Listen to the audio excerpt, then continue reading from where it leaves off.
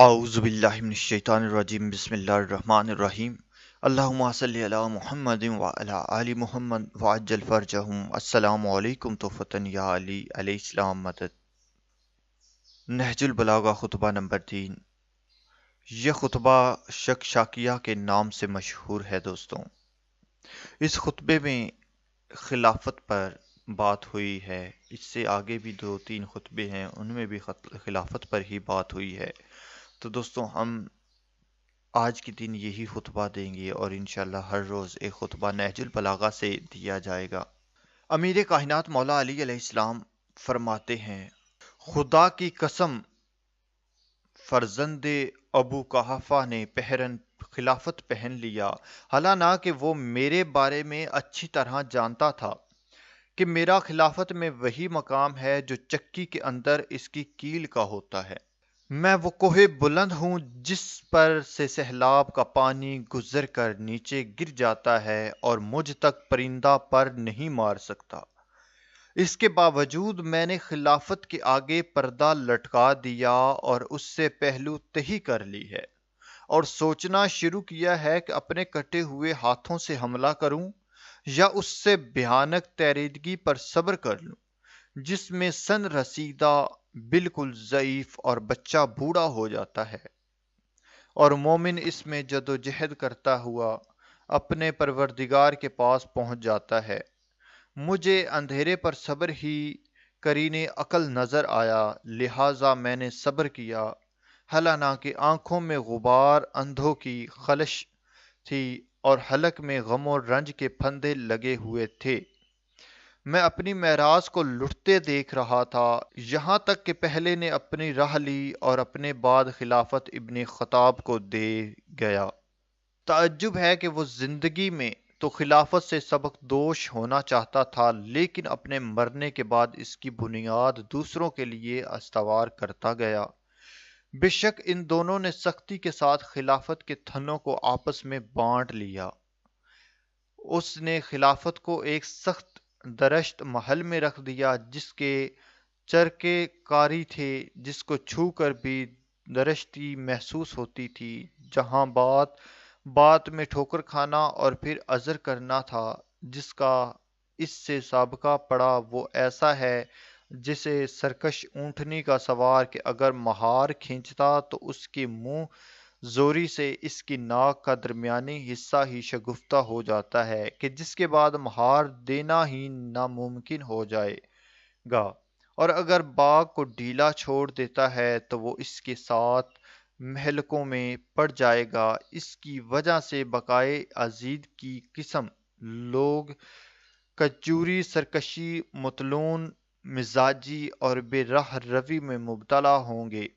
میں نے اس طویل مدت اور شدید مصیبت پر صبر کیا، یہاں تک کہ دوسرا بھی اپنی راہ لگا اور خلافت کو ایک جماعت میں محدود کر گیا، اور مجھے بھی اس جماعت کا ایک فرد خیال کیا۔ اے اللہ، مجھے اس شعورا سے کیا لگاؤ، ان میں سے سب سے پہلے کے مقابلے میں ہی میرے استحقاق فضیلت میں کب شک تھا جو اب ان لوگوں میں سے بھی شامل کر گیا ہوں۔ مگر میں نے یہ طریقہ اختیار کیا تھا کہ جب وہ زمین کے نزدیک ہو کر پرواز کرنے لگے تو میں بھی ایسا ہی کرنے لگوں، اور جب وہ اونچے ہو کر اڑنے لگیں تو میں بھی اسی طرح پرواز کروں، یقیناً حتی لامکان نہ کسی صورت سے نباہ کرتا رہوں۔ ان میں سے ایک شخص تو کینہ عناد کی وجہ سے مجھ سے منحرف ہو گیا، اور دوسرا دامادی اور بغض اور ناگفتہ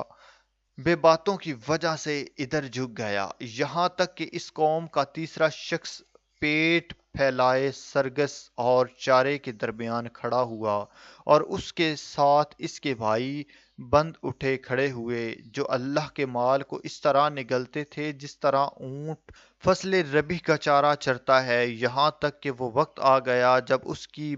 بٹی ہوئی رسی کے بل کھائے گئے اور اس کی بدعملیوں نے اس کا کام تمام کر دیا اور شکم پوری نے اسے منہ کے بل گرا دیا۔ اس وقت مجھے لوگوں کے ہجوم نے دشت زدہ کر دیا جو میری جانب بجو کے عیال کی طرح ہر طرف سے لگاتار بڑھ رہا تھا، یہاں تک کہ عالم یہ ہوا کہ حسن اور حسین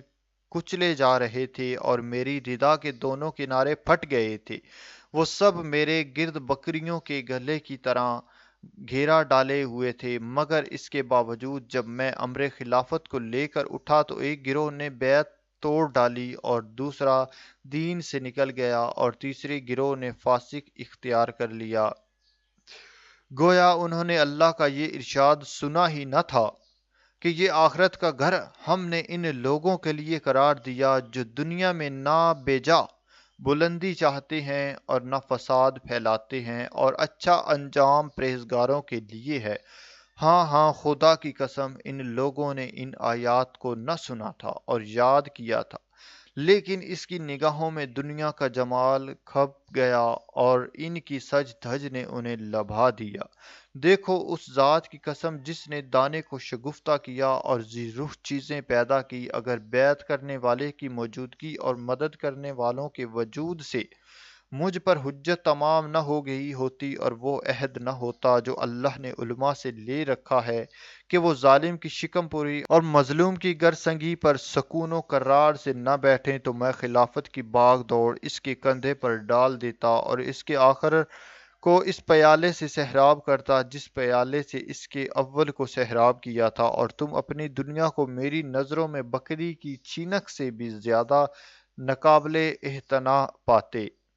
لوگوں کا بیان ہے کہ جب حضرت خطبہ پڑھتے ہوئے اس مقام تک پہنچے تو ایک عراقی باشندہ آگے بڑھا اور ایک نوشتہ حضرت کے سامنے پیش کیا۔ آپ اس سے دیکھنے لگے، جب فارغ ہوئے تو ابن عباس نے کہا، یا امیر المومنین، آپ نے جہاں سے خطبہ چھوڑا تھا وہیں سے اس کا سلسلہ آگے بڑھائیے۔ حضرت نے فرمایا کہ اے ابن عباس، یہ تو شکشکا گوشت کا وہ نرم لوتھڑا ہے جو اونٹ کے منہ سے مستی و ہجان کے وقت نکلتا ہے، جو ابھر کر دب گیا۔ ابن عباس کہتے تھے کہ مجھے کسی کلام کے متعلق اتنا افسوس نہیں ہوا جتنا اس کلام کے متعلق اس بنا پر ہوا کہ حضرت وہاں تک نہ پہنچ سکے جہاں تک وہ پہنچنا چاہتے تھے۔ وہ اپنے مقاصد میں کامران ہوتے ہوئے نظر نہیں آتے، کیوں نہ کہ اس کی معنی کی روح سے بھی نیابت پیغمبر کا حق کسی دوسرے کو نہیں پہنچتا، جبکہ یہ امر مسلم ہے کہ خلافت کے لیے سب سے بڑی ضرورت علم کی ہے، اس لیے کہ خلافت رسول کے اہم ترین فرائض میں سے مقدموں کا فیصلہ کرنا، شریعت کے مسائل حل کرنا، مثلاً گتھیوں کو سلجھانا اور شرعی حدود کا اجراء کرنا، اگر نائب رسول کے فرائض میں سے ان چیزوں کو الگ کر دیا جائے تو اس کی حیثیت صرف ایک دنیاوی حکمران کی رہ جاتی ہے،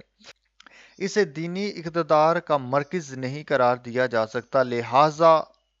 یا تو حکومت کو خلافت سے الگ رکھے یا جو رسول کے علم کا وارث ہو اسے ہی خلافت کے منصب کا اہل سمجھا جائے۔ یہ خطبہ شکیکیہ کے نام سے موسوم اور امیر المومنین علی علیہ السلام کے مشہور ترین خطبات میں سے ہے، جسے آپ نے مقام رہبہ میں ارشاد فرمایا، اگرچہ بعض متعصب تنگ نظر افراد نے اس کے علاوہ اس کے کلام علی ہونے سے انکار کیا اور اسے سید رضی کی طرف منسوب کر کے اس کی